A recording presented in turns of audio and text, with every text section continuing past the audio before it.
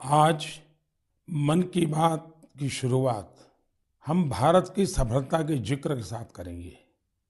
इस महीने की शुरुआत में भारत इटली से अपने एक बहुमूल्य धरोहर को लाने में सफल हुआ है। ये धरोहर है अवलोकितेश्वर पद्मपाणि की 1000 साल से भी ज्यादा पुरानी प्रतिमा। ये मूर्ति कुछ वर्ष पहले बिहार में गया जी के एक देवी स्थान कुंडलपुर मंदिर से चोरी हो गई थी, लेकिन अनेक प्रयासों के बाद अब भारत को यह प्रतिमा वापस मिल गई है। ऐसे ही कुछ वर्ष पहले तमिलनाडु के वेल्लूर से भगवान आंजनेयर हनुमान जी की प्रतिमा चोरी हो गई थी। हनुमान जी की एक मूर्ति भी 600-700 साल पुरानी थी। इस महीने की शुरुआत में ऑस्ट्रेलिया में हमें ये प्राप्त हुई, हमारे मिशन को मिल चुकी हैं। साथियों, हजारों वर्षों के हमारे इतिहास में देश के कोने कोने में एक से बढ़कर एक मूर्तियां हमेशा बनती रही। उसमें श्रद्धा भी थी, सामर्थ्य भी था, कौशल्य भी था और विविधताओं से भरा हुआ था। और हमारी हर मूर्तियों के इतिहास में तत्कालीन समय का प्रभाव भी नजर आता है। ये भारत की मूर्ति कला का नायाब उदाहरण तो थी ही, इनसे हमारी आस्था भी जुड़ी हुई थी। लेकिन अतीत में बहुत सारी मूर्तियां चोरी होकर भारत से बाहर जाती रही। कभी इस देश में तो कभी उस देश में ये मूर्तियां बेची जाती रही। और उनके लिए तो सिर्फ कलाकृति थी, न उनको उसके इतिहास से लेना देना था, श्रद्धा से लेना देना था। इन मूर्तियों को वापस लाना भारत माँ के प्रति हमारा दायित्व है। इन मूर्तियों में भारत की आत्मा का, आस्था का अंश है।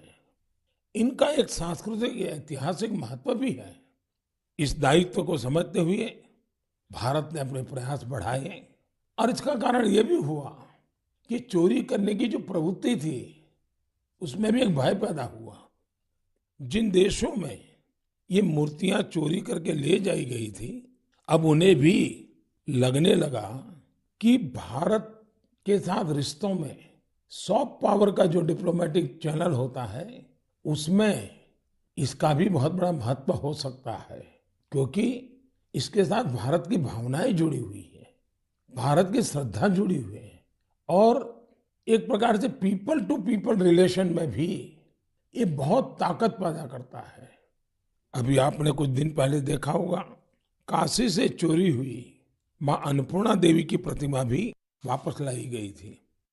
ये भारत के प्रति बदल रहे वैश्विक नजरिए का ही उदाहरण है।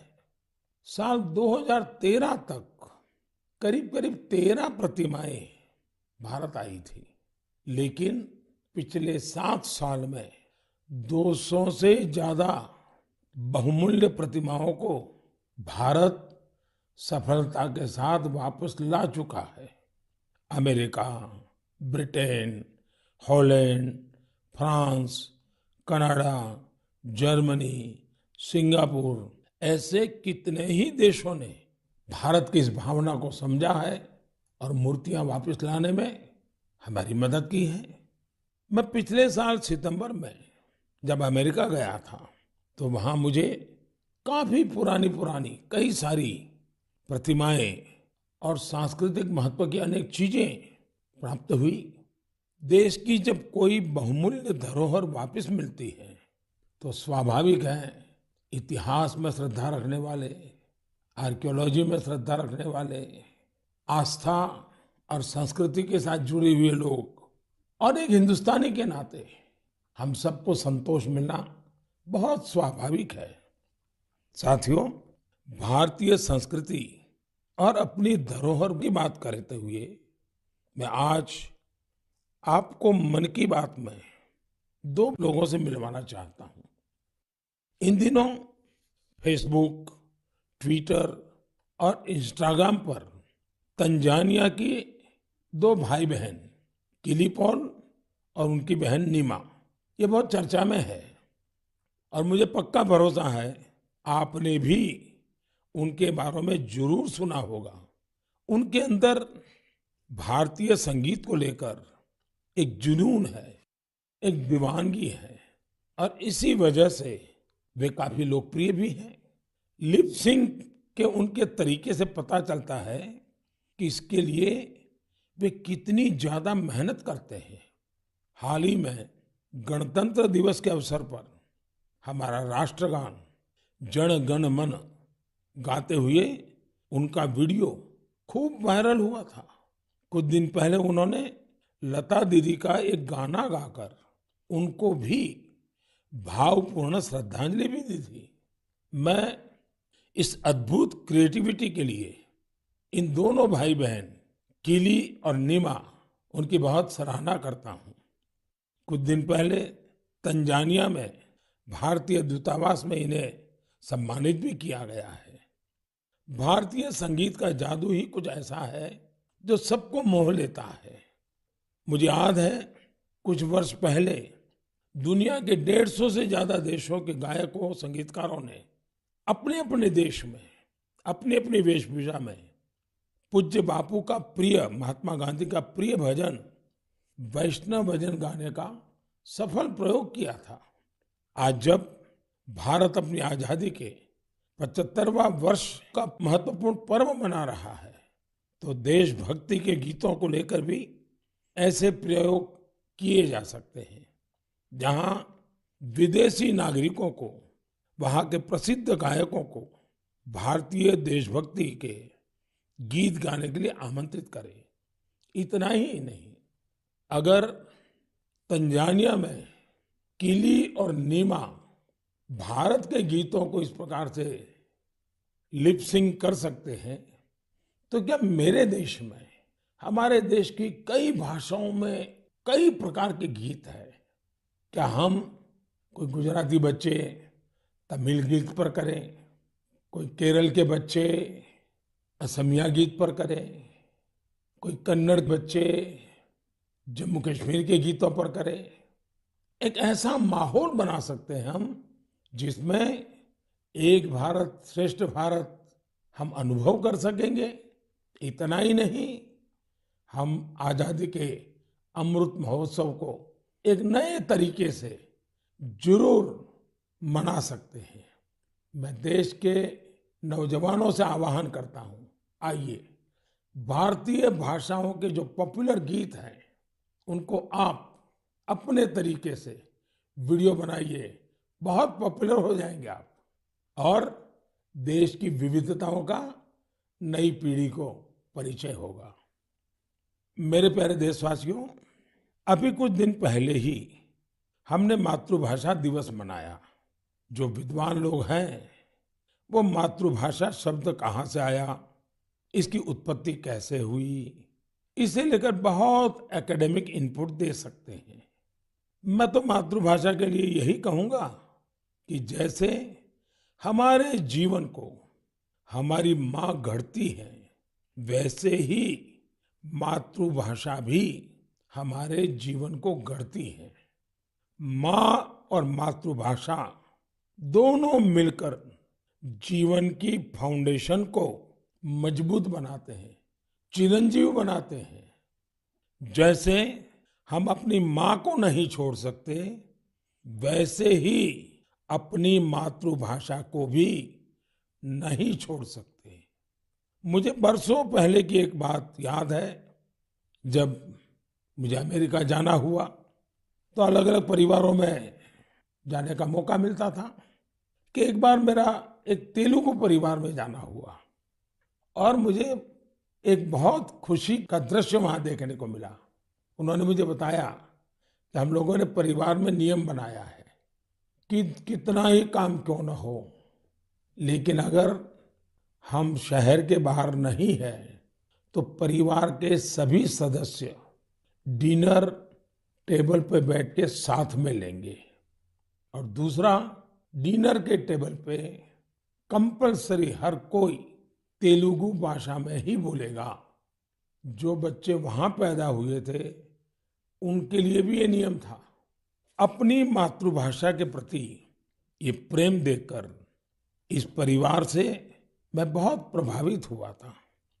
साथियों, आजादी के 75 साल बाद भी कुछ लोग ऐसे मानसिक द्वंद में जी रहे हैं जिसके कारण उन्हें अपनी भाषा, अपने पहनावे, अपने खान पान को लेकर एक संकोच होता है, जबकि विश्व में कहीं और ऐसा नहीं है। हमारी मातृभाषा है, हमें उसे गर्व के साथ बोलना चाहिए।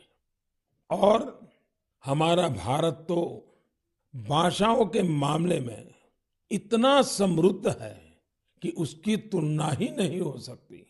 हमारी भाषाओं की सबसे बड़ी खूबसूरती ये है कि कश्मीर से कन्याकुमारी तक, कच्छ से कोहिमा तक सैकड़ों भाषाएं, हजारों बोलियां एक दूसरे से अलग, लेकिन एक दूसरे में रची बसी हुई है।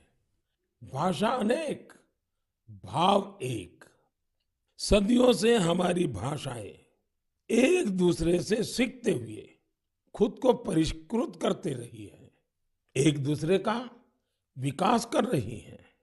भारत में विश्व की सबसे पुरानी भाषा तमिल है और इस बात का हर भारतीय को गर्व होना चाहिए कि दुनिया की इतनी बड़ी विरासत हमारे पास है। उसी प्रकार से जितने पुराने धर्मशास्त्र हैं उसकी अभिव्यक्ति भी हमारी संस्कृत भाषा में है। भारत के लोग करीब 121, यानी हमें गर्व होगा, 121 प्रकार की मातृभाषाओं से जुड़े हुए हैं और इनमें 14 भाषाएं तो ऐसी हैं जो 1 करोड़ से भी ज्यादा लोग रोजमर्रा की जिंदगी में बोलते हैं। यानी जितनी कई यूरोपियन देशों की कुल जनसंख्या नहीं है, उससे ज्यादा लोग हमारे यहाँ अलग अलग 14 भाषाओं से जुड़े हुए हैं। साल 2019 में हिंदी दुनिया की सबसे ज्यादा बोली जाने वाली भाषाओं में तीसरे क्रमांक पर थी। इस बात का भी हर भारतीय को गर्व होना चाहिए। भाषा केवल अभिव्यक्ति का ही माध्यम नहीं है, बल्कि भाषा समाज की संस्कृति और विरासत को भी सहेजने का काम करती है। अपनी भाषा की विरासत को सहेजने का ऐसा ही काम सूरीनाम में सुरजन परोही जी कर रहे हैं। इस महीने की 2 तारीख को वो 84 वर्ष के हुए हैं। उनके पूर्वज भी बरसों पहले हजारों श्रमिकों के साथ रोजी रोटी के लिए सूरीनाम गए थे। सुरजन परोही जी हिंदी में बहुत अच्छी कविता लिखते हैं। वहाँ के राष्ट्रीय कवियों में उनका नाम लिया जाता है। यानी आज भी उनके दिल में हिंदुस्तान धड़कता है। उनके कार्यों में हिंदुस्तानी मिट्टी की महक है।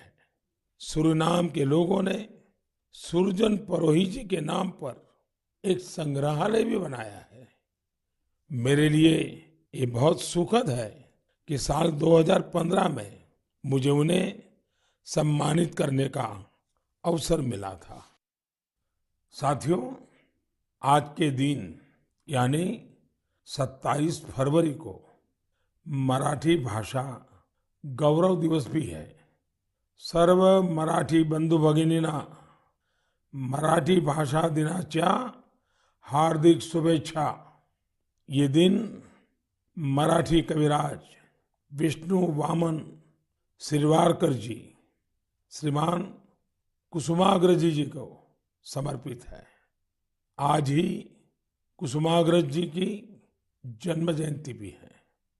कुसुमाग्रज जी ने मराठी में कविताएं लिखी, अनेकों नाटक लिखे, मराठी साहित्य को नई ऊंचाई दी।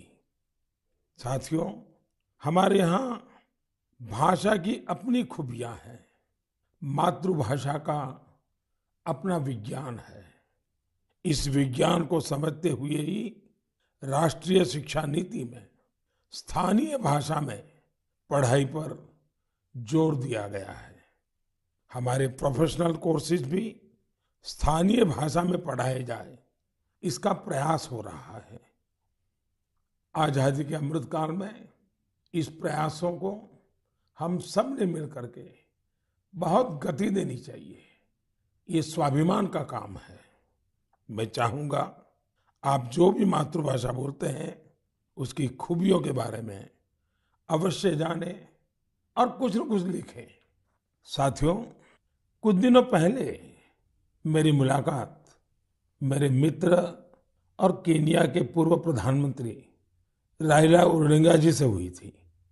ये मुलाकात दिलचस्प तो थी ही, लेकिन बहुत भावुक थी। हम बहुत अच्छे मित्र रहे तो खुल करके काफी बातें भी कर लेते हैं। जब हम दोनों बातें कर रहे थे तो ओडिंगा जी ने अपनी बिटिया के बारे में बताया। उनकी बेटी रोजमेरी को ब्रेन ट्यूमर हो गया था और इस वजह से उन्हें अपनी बिटिया की सर्जरी करानी पड़ी थी। लेकिन उसका एक दुष्परिणाम यह हुआ कि रोजमेरी की आंखों की रोशनी करीब करीब चली गई, दिखाई देना ही बंद हो गया। अब आप कल्पना कर सकते हैं उस बेटी का क्या हाल हुआ होगा, और एक पिता की स्थिति का भी हम अंदाज लगा सकते हैं, उनकी भावनाओं को समझ सकते हैं। उन्होंने दुनिया भर के अस्पतालों में, कोई भी दुनिया का बड़ा देश ऐसा नहीं होगा कि जहां उन्होंने बेटी के इलाज के लिए भरपूर कोशिश न की हो। दुनिया के बड़े बड़े देश छान मारे, लेकिन कोई सफलता नहीं मिली और एक प्रकार से सारी आशाएं छोड़ दी। पूरे घर में एक निराशा का वातावरण बन गया। इतने में किसी ने उनको भारत में आयुर्वेद के इलाज के लिए आने के लिए सुझाव दिया। अब वो बहुत कुछ कर चुके थे, थक भी चुके थे, फिर भी उनको लगा कि चलो भाई एक बार ट्राई करें क्या होता है। वे भारत आए, केरला के एक आयुर्वेदिक अस्पताल में अपनी बेटी का इलाज करवाना शुरू किया। काफी समय बेटी यहाँ रही। आयुर्वेद के इस इलाज का असर ये हुआ कि रोजमेरी की आंखों की रोशनी काफी हद तक वापस लौट आई। आप कल्पना कर सकते हैं कि जैसे एक नया जीवन मिल गया। और रोशनी तो रोजमेरी के जीवन में आई, लेकिन पूरे परिवार में एक नई रोशनी, नई जिंदगी आ गई। और ओडिंगा जी इतने भावुक होकर के बात मुझे बता रहे थे कि उनकी इच्छा है कि भारत के जो आयुर्वेद का विज्ञान है, वो केन्या में ले जाएं।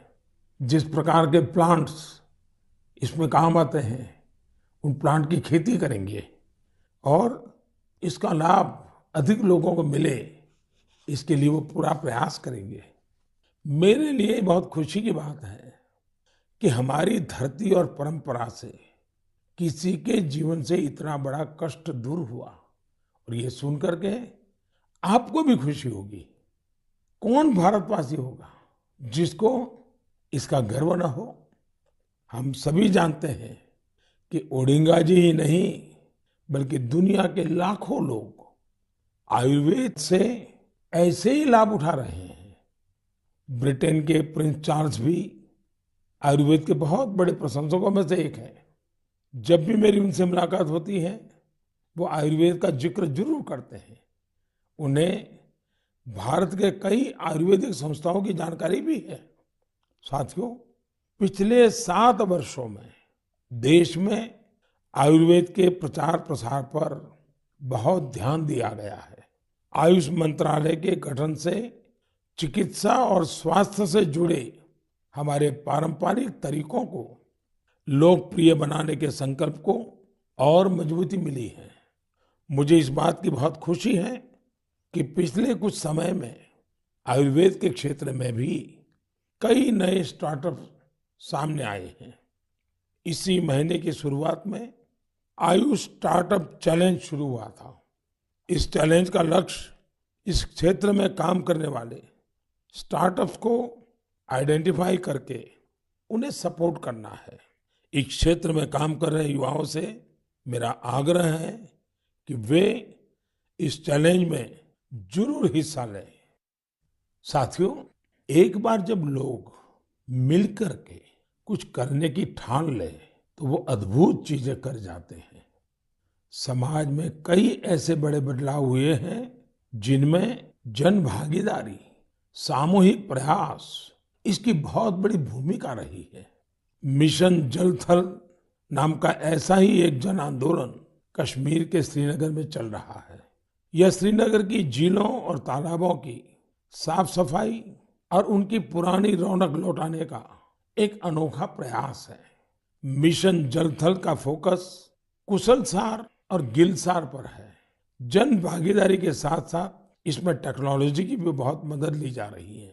कहाँ कहाँ अतिक्रमण हुआ है, कहाँ अवैध निर्माण हुआ है, इसका पता लगाने के लिए इस क्षेत्र का बाकायदा सर्वे कराया गया।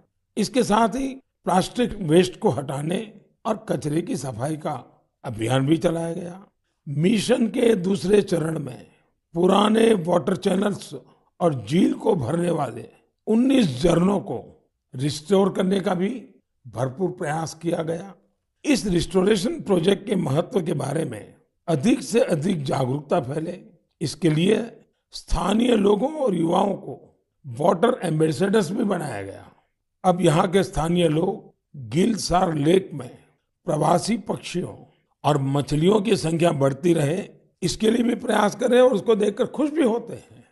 मैं इस शानदार प्रयास के लिए श्रीनगर के लोगों को बहुत बहुत बधाई देता हूं।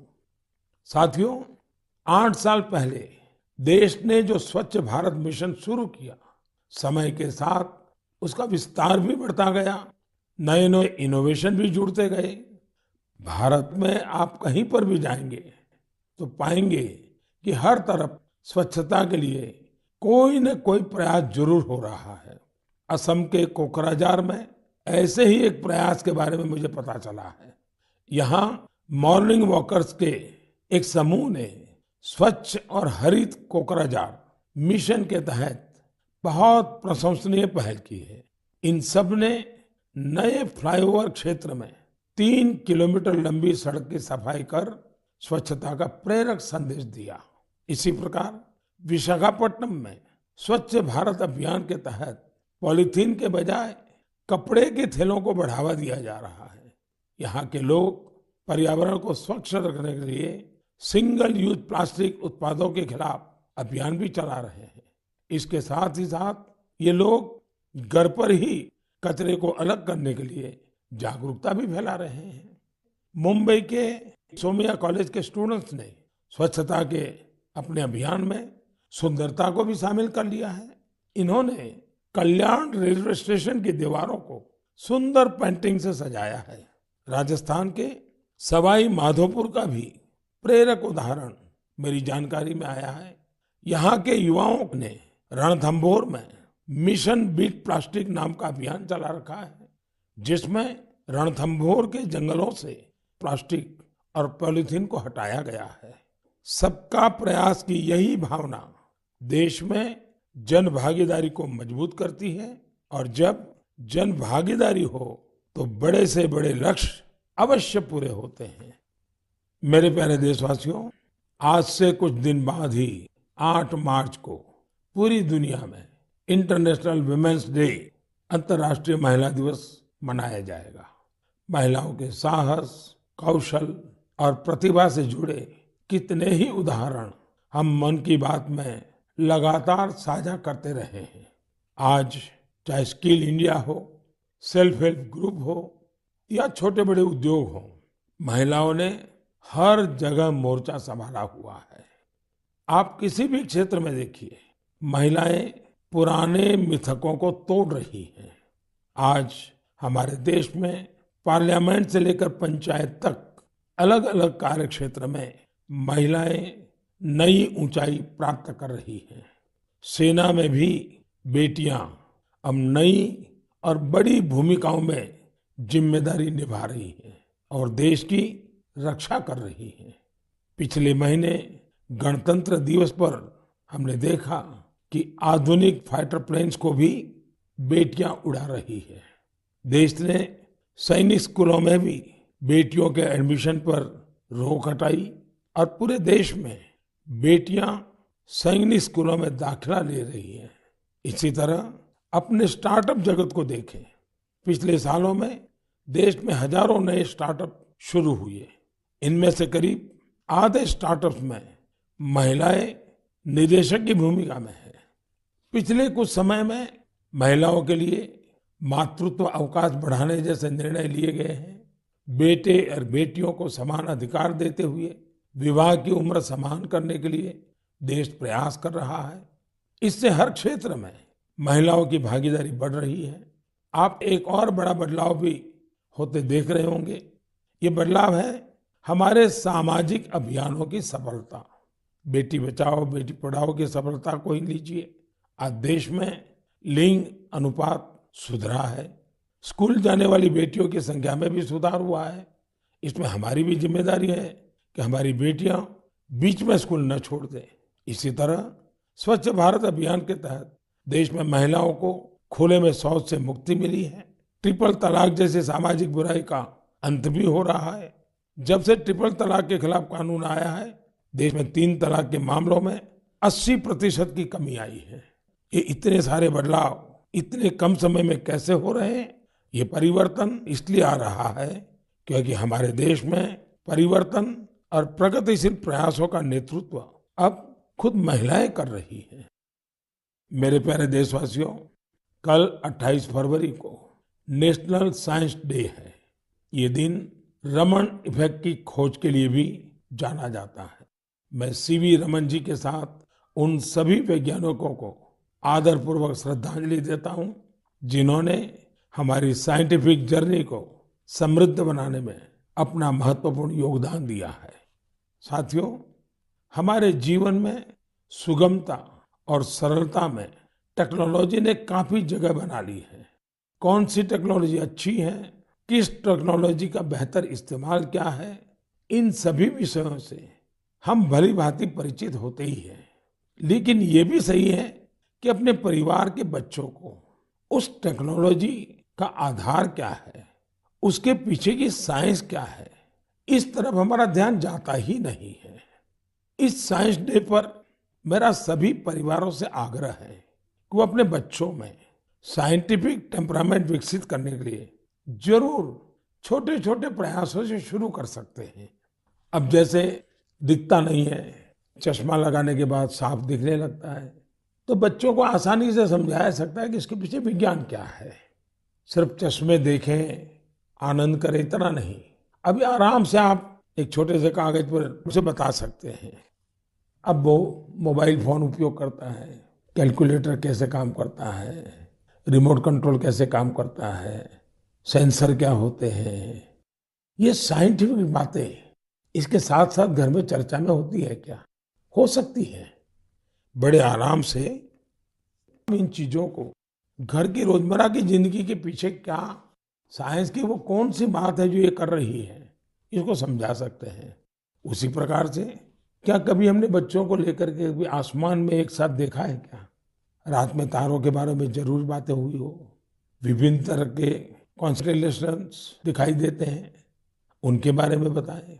ऐसा करके आप बच्चों में फिजिक्स और एस्ट्रोनॉमी के प्रति नया रुझान पैदा कर सकते हैं। आजकल तो बहुत सारी ऐप्स भी हैं जिससे आप तारों और ग्रहों को लोकेट कर सकते हैं, या जो तारा आसमान में दिख रहा है उसको पहचान सकते हैं, उसके बारे में जान भी सकते हैं। मैं अपने स्टार्टअप को भी कहूंगा कि आप अपने कौशल और साइंटिफिक कैरेक्टर का इस्तेमाल राष्ट्र निर्माण से जुड़े कार्यों में भी करें। ये देश के प्रति हमारी कलेक्टिव साइंटिफिक रिस्पॉन्सिबिलिटी भी है। जैसे आजकल मैं देख रहा हूं कि हमारे स्टार्टअप वर्चुअल रियलिटी की दुनिया में बहुत अच्छा काम कर रहे हैं। वर्चुअल क्लासेस के इस दौर में ऐसे ही एक वर्चुअल लैब बच्चों को ध्यान में रखते हुए बनाई जा सकती है। हम वर्चुअल रियलिटी के द्वारा बच्चों को घर में बैठे केमिस्ट्री की लैब का अनुभव भी करा सकते हैं। अपने शिक्षकों और अभिभावकों से मेरा आग्रह है कि आप सभी विद्यार्थियों एवं बच्चों को सवाल पूछने के लिए प्रोत्साहित करें और उनके साथ मिलजुल कर सवालों का सही जवाब तलाशें। आज मैं कोरोना के खिलाफ लड़ाई में भारतीय वैज्ञानिकों की भूमिका की भी सराहना करना चाहूंगा। उनके कड़े परिश्रम की वजह से he made in India vaccine का निर्माण संभव हो पाया, जिससे पूरी दुनिया को बहुत बड़ी मदद मिली है। साइंस का मानवता के लिए यही तो उपहार है। मेरे प्यारे देशवासियों, इस बार भी हमने अनेक विषयों पर चर्चा की। आने वाले मार्च के महीने में अनेक पर्व त्योहार आ रहे हैं। शिवरात्रि है और कुछ दिन बाद आप सब होली की तैयारी में जुट जाएंगे। होली हमें एक सूत्र में पिरोने वाला त्योहार है। इसमें अपने पराये, द्वेष विद्वेष, छोटे बड़े सारे भेद मिट जाते हैं। इसलिए कहते हैं, होली के रंगों से भी ज्यादा गाढ़ा रंग होली के प्रेम और सौहार्द का होता है। होली में गुजिया के साथ साथ रिश्तों की भी अनूठी मिठास होती है। इन रिश्तों को हमें और मजबूत करना है और रिश्ते सिर्फ अपने परिवार के लोगों से ही नहीं, बल्कि उन लोगों से भी जो आपके एक बृहद परिवार का हिस्सा है। इसका सबसे महत्वपूर्ण तरीका भी आपको याद रखना है। ये तरीका है वोकल फॉर लोकल के साथ त्योहार मनाने का। आप त्योहारों पर स्थानीय उत्पादों की खरीदी करें, जिससे आपके आसपास रहने वाले लोगों के जीवन में भी रंग भरे, रंग रहे, उमंग रहे। हमारा देश जितनी सफलता से कोरोना के खिलाफ लड़ाई लड़ रहा है और आगे बढ़ रहा है, उससे त्योहारों में जोश भी कई गुना हो गया है। इसी जोश के साथ हमें अपने त्योहार मनाने हैं और साथ ही अपनी सावधानी भी बनाए रखनी है। मैं आप सभी को आने वाले पर्वों की ढेर सारी शुभकामनाएं देता हूं। मुझे हमेशा आपकी बातों का, आपके पत्रों का, आपके संदेशों का इंतजार रहेगा। बहुत बहुत धन्यवाद।